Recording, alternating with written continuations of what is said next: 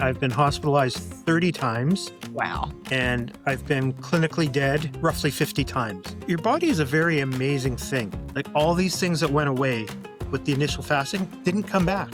I didn't become type 2 diabetic again. I didn't become inflamed. Then through fasting, I took off another 40-ish pounds. Hi, everybody. And I am so excited today to be here with Fred Rutman. Fred, I just said your last name wrong. Say it for me. Rutman. Okay, I was close. You're so Names are like, close. I was close enough. Well, Fred lives in Toronto, and he was a guest on the Intermittent Fasting Stories podcast, episode 17, which came Wow. out in February of 2019. So, for everybody who may have listened to that back in the day or more recently, but if you haven't listened, you're definitely going to want to look for Fred's episode 17, wherever you listen to audio podcasts. But, Fred, it's great to talk to you again. And for so many people, I may not have communicated with them or talked to them or interacted with them since they came on the podcast, which for you was 6 years ago, over 6 years ago. But for Mhm. you, we've stayed in constant contact since because you worked as a moderator in my Mhm. Facebook groups. So And much then, fun. it was fun. We could say lots of words about, about that experience. Anybody who's ever moderated Facebook groups with 500,000 combined members know that sometimes it was fun, but it had many other challenges as well. But you're also in our current community. I've been on your podcast. We've been connected nonstop ever since. But anyway, it's great to see you face to face video wise today. And how are you doing? I'm doing fantastic, thanks. Couldn't be That better. I'm so glad to hear it. Well, what I remember about your story and could never forget is you found out about intermittent fasting through your cardiologist, if I'm not mistaken. Is that who told you about intermittent Yes. fasting? Yes. He threw Jason Fung's book at me. I love it. So, a cardiologist got you started on intermittent fasting, and remind everybody about when that was and when you began. So that would have been summer of 2018. Okay. And I had just had, I don't know, my fourth or fifth heart surgery. And it was crazy. My whole medical journey is crazy. But he, he's a really astute guy, Mhm. and he looks at alternative practices, and he knows Dr. Fung, and he was all for it. And within 6 months, I was off insulin. I love that. So, before intermittent fasting, you were a type 2 diabetic. Yeah. But according to the medical records, you're always a type 2 diabetic. It's so stupid. But you've been off insulin since, like, what 2018? Yeah, 2018, 2019. Yeah, 7 years. 7 years off of insulin. So, it sounds to me like you're no longer a type 2 diabetic. I would agree with you. That is absolutely incredible. So, you had already had 4 or 5 heart surgeries prior to getting started, and your cardiologist was like, "You're gonna have to do something. Things are not going well for you, Fred. Give everybody the capsule summary of your health journey." So since 2009, I've been hospitalized 30 times. Wow. I've had 14 heart procedures, and I've been clinically dead uh, roughly 50 times. That means my heart has stopped and I've stopped breathing for 30 seconds or longer. And dying is very simple. The coming back to life part, not so simple. So here I am. So Wow. yeah, So, how many of those times were they all in a hospital? All 30 of those or 50 of those most of times? them, most of them were not. Like I've been riding my bike, and it would happen in the middle of a park in the middle of nowhere. Uh, Probably five of them were in the hospital once for sure during a surgery when Mhm. they were trying to replace my pacemaker, which had gone bad. And uh, then I just conked on the table. That was a wild adventure. Wow. So when you're in the park and you're riding your bike and you fall off and your heart stops and you're not breathing, what brings you back? Well, your body is a very amazing thing. So we have all these backup systems, Mhm. and sometimes they work quickly, and sometimes, you've got to work your way through the system and get down to like your eighth and last backup system to kick in. And a few times that's what happened to me. So none of it was by medical intervention. It was just, I guess God said, not your time, guys. Let's, get Fred alive again. Wow. And you have a pacemaker, and so that, I guess, kicks in also? Is that how that works? Hopefully. Yeah. Yeah. If I didn't have a pacemaker, I'd be dead. I'm 100% dependent on the pacemaker. Right. So, Well, thank goodness for that. So, mm, I love that your cardiologist got you started because especially in light of I know you have seen these headlines, I'm putting them in quotation marks, mhm. headlines, the clickbait headlines, they feel like to me, where, um, over the past year or so, the headline is "Intermittent fasting will cause you to have heart attacks." You know what I'm Yeah, talking about? that's ridiculous. It's just ridiculous. We've So, seen those. yeah. And it's not just claiming you'll have heart attacks, it's claiming you'll eat your own muscle and all those things, and which feeds into the it'll eat your heart muscle. Right. And I actually just saw a study yesterday. Someone shared it in the community, and it was a study that they did with people, and what you said about muscle. They did a 14-day fast, which I am not recommending. I don't want anyone mhm, to do fast longer than 72 hours unless you're under medical supervision, first of all. But I would not recommend someone do a 14-day fast. But they studied people who were doing a 14-day fast. And yes or no, did it cause them to lose muscle mass? What do you predict, Fred? if it did, it was minimal. It did not. They did not lose they did not lose muscle, and it said our bodies have a protective mechanism in place that when humans go without food for prolonged periods of time, we're able to, surprise, surprise, use all of the other fuel that we've got on hand. We can use our Mhm. stored glycogen as long as we've got that, then we turn to the fat, which that's why it's there. So, I think that study is a great one because 14 days and our body flipped the switch and burned that stored fuel instead of the muscle.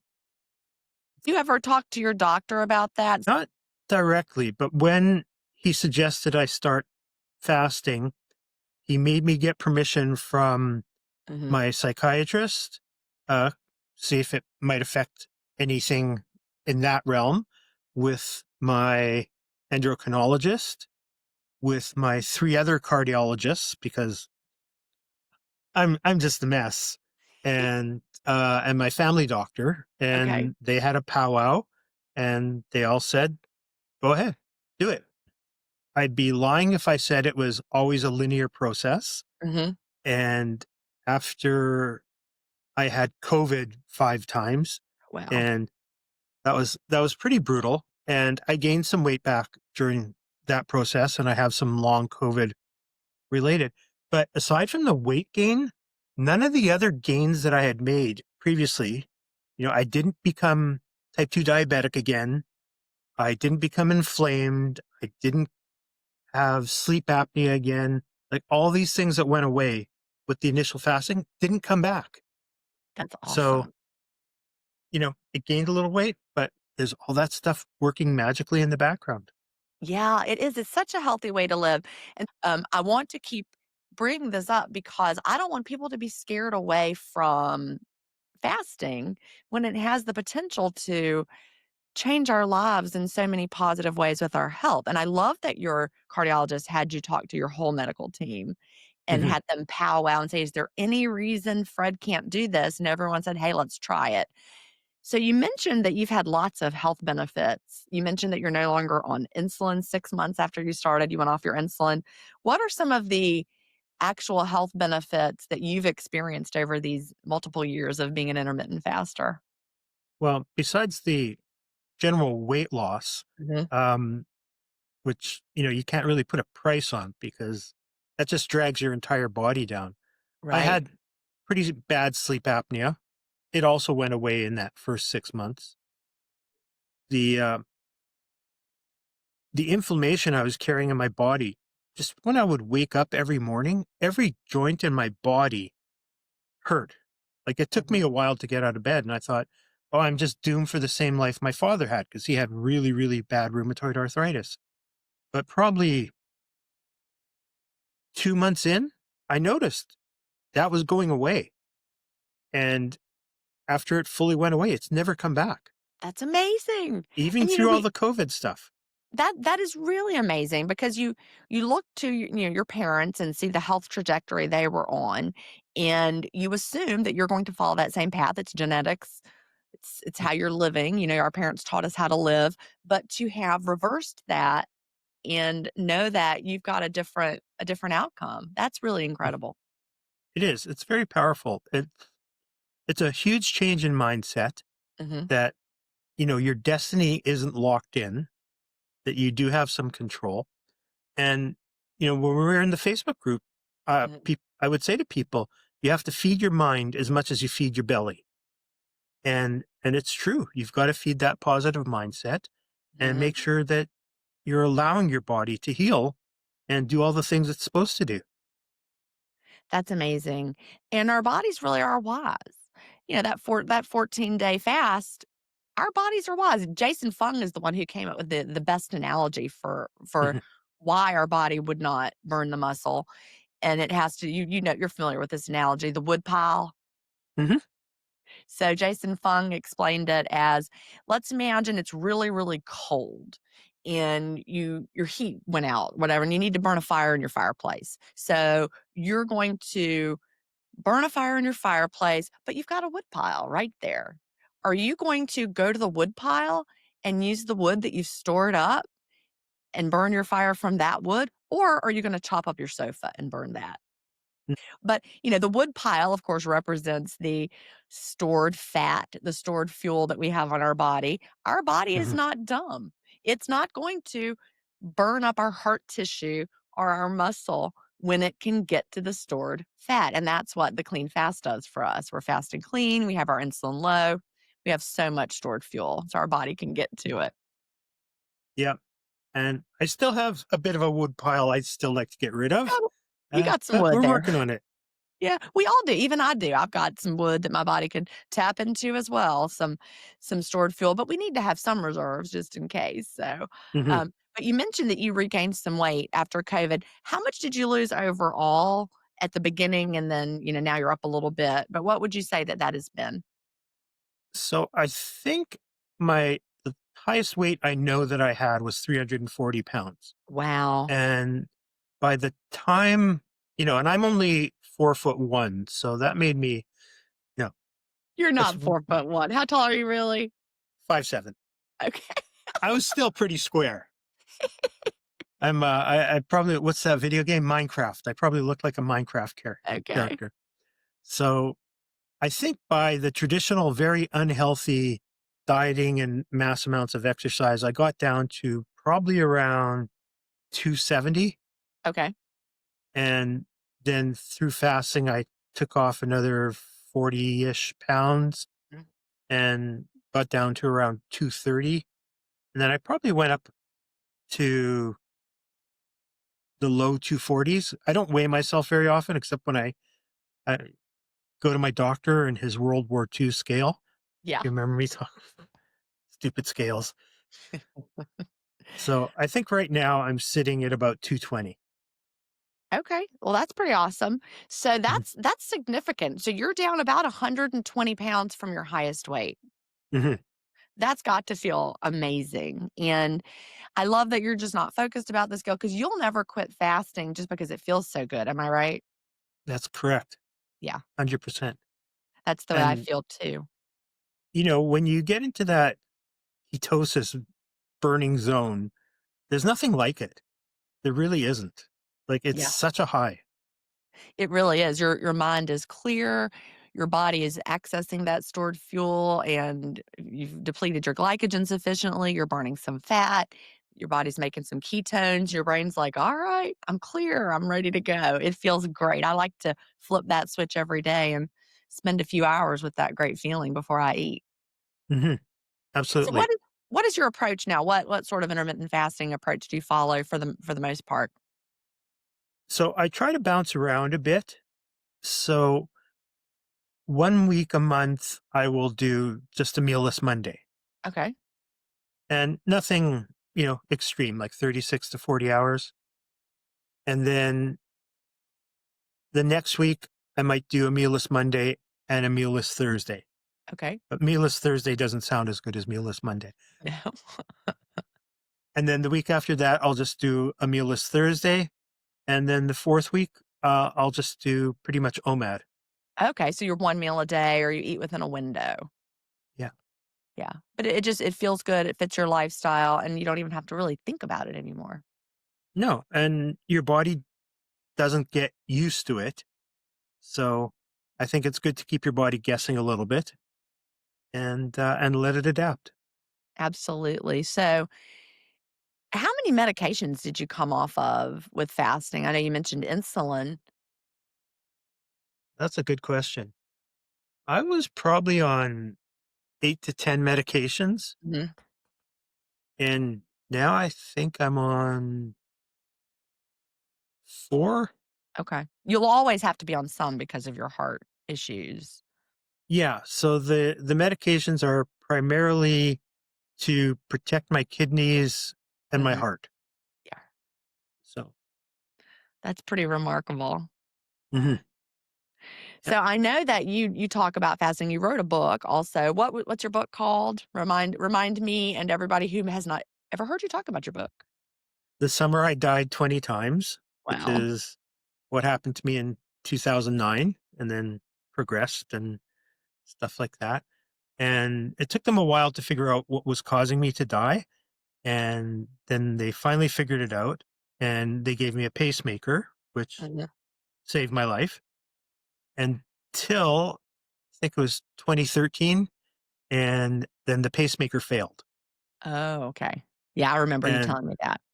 yeah, and I've had a series of failures since then. So I think I'm on my sixth pacemaker. I currently have two pacemakers running simultaneously. So one is a backup because Mhm. they know one is going to fail no matter what they do. So I think they should just stop buying pacemakers at the dollar store. But They need to do a little bit you're bionic, double yeah, bionic. And you also have a podcast. Tell us about your podcast. well, I'm up to 3 podcasts now. Oh, wow. So I didn't know you had 3. yes. So the one based on everything that's happened to me is called the Dead Man Walking Podcast because that's essentially what I was. And I like to talk to people who have overcome significant adversity in their life and have a story to share.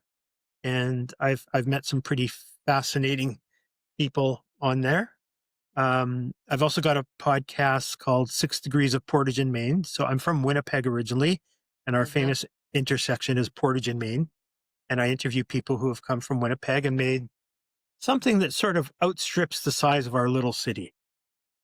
And then I'm also the podcast host for the new documentary channel. It's a streaming channel that sort of come back from the dead. And I interview actors and producers and directors from uh, the the documentaries that are on that channel. So it's Very very cool. cool. Yeah. Podcasts are addictive, aren't they? Once you start doing them, if you love to talk like you and I do, and you were a college professor, am I right? Yes, So you and I are both teachers. We like to teach, and so I think podcasting just is a natural progression for us. it is. It really is. You can do a lot of good with podcasts. You really, really can. So I always end the Intermittent Fasting Stories podcast this way, and I am going to ask you these same questions. You've already answered them, but let's see how you answer them today. What would you tell someone just starting out with intermittent fasting? Or what do you wish you knew when you first started? I wish I had a better understanding of the we're all an experiment of one. I love that. And you see this in the forum and everything. Everybody's asking everybody, how do you do it? How do you do it? And just so because I do it that way and it works for me doesn't mean that's going to work for you. And you really have to be brave about trying new things. If you find that you've done this for 4 or 5 months and you don't seem to be getting any non-scale victories or anything along that line, or your numbers aren't changing the way they should, don't be afraid to try something else. This isn't a protocol that's written in stone. Right. It's a protocol that you're supposed to make into your own system.